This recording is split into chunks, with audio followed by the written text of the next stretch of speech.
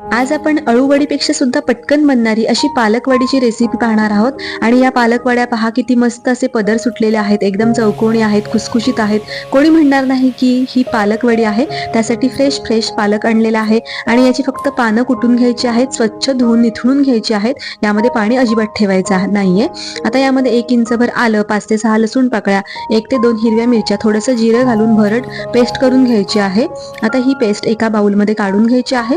साधारण वाटीभर बेसन घालून घेतलेलं आहे। 2 टेबलस्पून इतकं मी तांदूळाचं पीठ घालून घेतलेलं आहे। साधारण अर्धा तास पाण्यामध्ये भिजवलेलं चिंचेचं पाणी घालून घेतलेलं आहे। हळद, तिखट, मीठ, गूळ आणि तीळ घालून घेतलेले आहेत। ओवा, गरम मसाल्याची पावडर सुद्धा घालून घेतलेली आहे।